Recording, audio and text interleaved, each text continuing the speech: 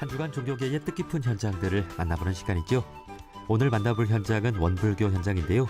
어제는 세계 여성의 날이었죠. 지난 1908년 미국의 여성 노동자들이 근로여건 개선과 참정권을 요구하면서 시위를 벌인 것에서 시작됐는데요. 이후 유엔은 1975년 세계 여성의 해를 지정하고 1977년 3월 8일을 특정해 세계 여성의 날로 공식 지정했습니다. 우리나라에선 2018년 법정 기념일로 공식 지정해 관련 단체들이 다양한 행사들을 진행해오고 있는데요. 오늘은 우리 한국 사회의 성평등은 어디쯤 와 있는지, 그리고 원불교는 그동안 어떤 활동을 해왔는지 원불교 여성회 김명화 회장님과 말씀 나눠보겠습니다. 회장님 안녕하세요. 네, 반갑습니다. 네, 반갑습니다. 자, 어제 세계 여성의 날이었는데요. 원불교 여성회장으로서 이 여성의 날을 맞이하는 심경은 어떠셨습니까? 네, 여성들이 우리 세상에는 이제 많이 살고 있고, 그러고 여성들이 불평등하지 않게 잘 사는 사람들을 볼 때는 왜 이런 게 필요할까 하지만 그렇지 못한 것도 많거든요. 그래서 우리 여성도 우리 인류 사회에서 같이 활동하면서 이루어질 수 있도록 하려면 가장 이제 기본인 것들을 여성들에게 교육을 시킨다든지, 또 뭐 부모나 자식에게도 이렇게 차별 대우를 받지 않도록 한다든지, 아니면은 뭐 우리 기본 재산 같은 것도 재산 권리를 받게 해준다든지, 이런 또 내 몸과 마음은 내 마음대로 할 수 있는 거잖아요. 그런 자유를 주는 거, 이런 것들. 그리고 무엇보다도 참정권, 이런 기본 권리를 마땅히 주어야 되는데, 그렇지 않을 때는 사실은 남녀 모두가 서로에게 부담감만 안기게 되거든요. 그래서 이런 삶을 살 수 있도록 우리 기본 그런 권리를 꼭 줘야 된다고 생각하는데, 하는 사람 입장에서는 그거 너무 당연한 거 아니야 그러지만 그렇지 않은 것도 참 많습니다. 예. 네. 세계 여성의 날을 맞아서 우리 한국 사회의 성평등 또 어느 정도 와 있는지 또 진단해보고, 또 세계 곳곳에 불평등한 곳은 없는지 생각해 보겠습니다. 세계 여성의 날을 기념하기 시작한 것이 1908년인 것 같습니다. 네. 우리 원불교가 시작된 것이 1916년이니까 좀 비슷한 시기인데, 우리 원불교가 시작될 때도 대종사님께서 성평등을 강조하지 않으셨습니까? 네네.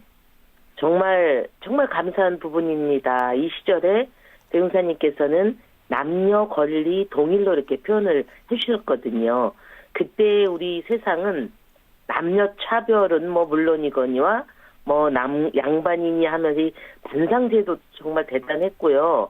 이렇게 타고난 신분에 따라서 우리가 평등한 삶을 살아도 그냥 그런가 보다 하고 살아가는 그런 세상이었는데, 이렇게 새롭게 법을 펴내셔가지고 원만 평등한 삶을 살아가게 해주신 은혜는 정말 너무 감사드리고, 특히 여성으로서 더욱더 감사하고, 이런 것이 세계 역사상 타 종교에는 유례가 없는 그런 굉장히 선진적인 모습을 대종사님께서 보여주셨다는 것이 이렇게 변화해가는 시대의 요구에 딱 발맞추어서 우리 선진적 종교의 모습으로 이렇게 표방할 수 있게끔 해주셨다는 것이 참 일찍이 이런 세상의 흐름을 내다보시고 여성들에게 평등 세상을 그 어려운 시기에 말씀해 주셨다는 것이 생각할수록 참 감사한 점이에요. 예.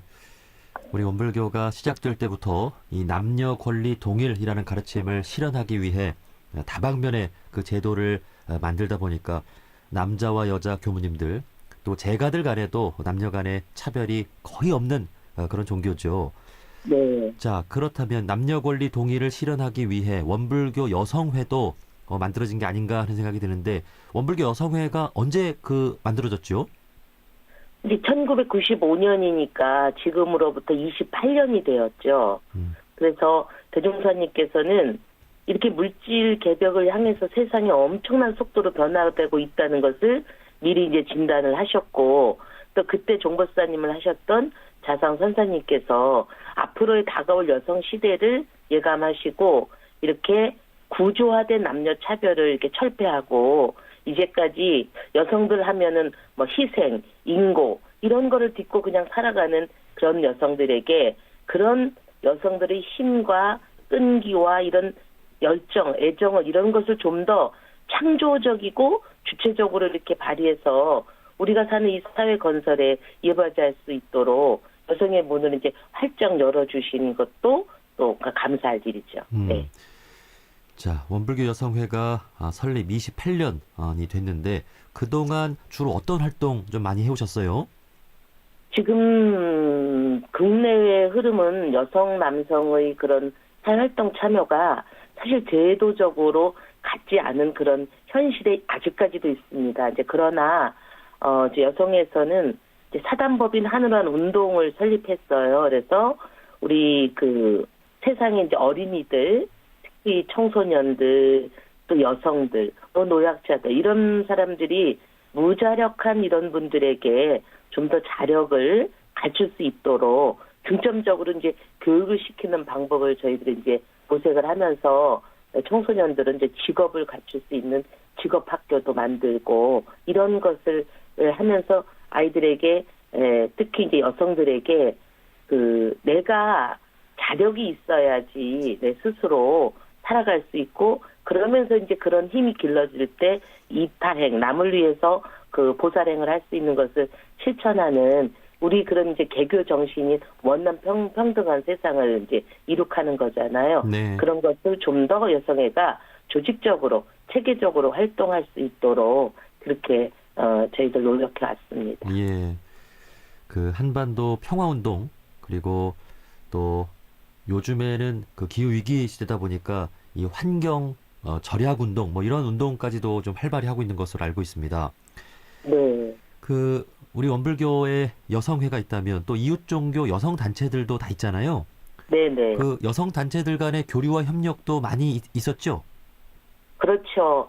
그래서 이제 다양하게 활동을 하면서도 특히 저희는 이제 크게 4가지 분야로 더 주력을 했는데 금방 말씀하신 환경 분야, 또 이제 양성 평등은 이제 또 기본이고 여성회니까 그리고 우리 유아를 주장하듯이 종교연합이나 우리 또 한반도의 그런 특성상 통일 이 방향을 특히 이제 함께하는 연대도 하고 같이 어떤 사업도 하면서 이제 같이 힘을 이렇게 모아서 이런 것들이 제도적으로 사회에 반영될 수 있도록 그 힘을 우리가 이제 모아가지고 각 그 단체마다 또 이제 특성도 알리면서 만나는 단체들과 화합도 하면서 이렇게 이제 전북 같은 경우 같으면 뭐 우리 도의 의견을 제시하면서 이렇게 제일 빠른 것은 제도를 바꾸는 거거든요.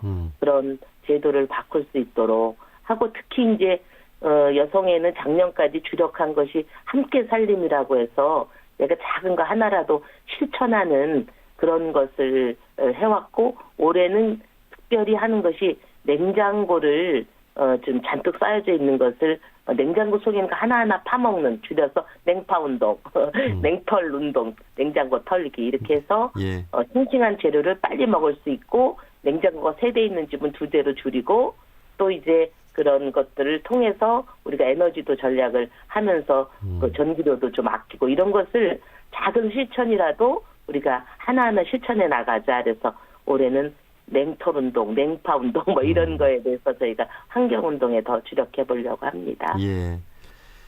자, 그렇다면 이제 오늘날 우리 한국 사회의 성평등은 어느 정도에 와 있는가 또 돌아볼 필요도 있을 것 같은데요. 우리 여성 회장님께서 보시기에 우리 한국 사회의 성평등 어느 정도에 와 있다고 보십니까? 정말 예전 모습보다는 정말 많이 좋아졌죠. 그러나 예전보다 좋아졌다고 해서 평등 세상이 된 거는 결코 아니거든요. 그런데도 이제 한쪽 뭐 드러난 모습만 보면 여성 가족부도 해체해야 돼 뭐 이러는 지금 말들이 있지만 사실 이 사람이 문화를 이렇게 바꾼다는 게 전통적으로 내려오는 의식 변화가 된다는 게 결코 쉽지가 않거든요. 그래서 저는 이제 남녀는 특성은 있는 점이 있는 것 같아요. 예를 들어서 남자는 여자보다 좀 힘이 세다든가 더 대범하다든가 또 여성들은 좀 남성들에 비해서 또 섬세함이 있다든가 이런 건 있지만 그 뭐 남자는 이렇다 여자는 이렇다고 단정 짓지 말고 개개인의 특성에 맞춰서 잘하는 일을 해가면서 서로 귀한 존재임을 서로 알아차리면서 가정이나 사회에서 이 차별 없이 평화로운 삶을 살 수 있는 쪽으로는 아직도 더 나아갈 길이 멀다 이렇게 음. 생각하고 있습니다. 예.